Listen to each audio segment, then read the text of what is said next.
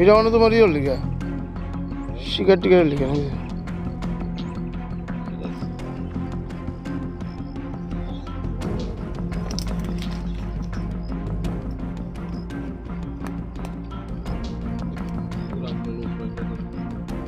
তো 3টার দিকে পেট্রোলে বেরিয়েছি, পানির পরে এদিকে একটা খবর আসছিল যে এদিকে কিছু সাইকেল দিয়ে বা গাড়ি দিয়ে মাল মানে চুরাই কাটাইতে পারে।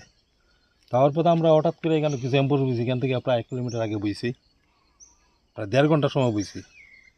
বলার পরে হঠাৎ করে আমরা ওই না এখানে অন্যদিকে যাইনি গিয়ে যেই জায়গার মধ্যে আইছি, এই জায়গার মধ্যে 2টা ছেলে আইছে, 2টা ট্রাইবেল ছেলে আইছে একটা বাইসাইকেল লইয়া। এই বাইসাইকেলের মধ্যে মানে আমরা কিছু চিরানো কাঠ আছে, আর সাথে অন্য একটা ছেলে ছিল, তার কাছে রাইফেলটা ছিল।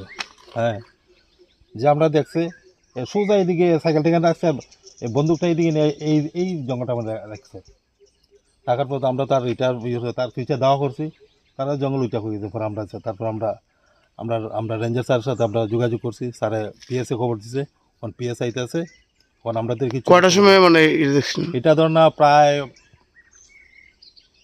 5:30-35 হইব। কোন জায়গাটা? এটা হইল ব্রহ্মচরা বালুচরা।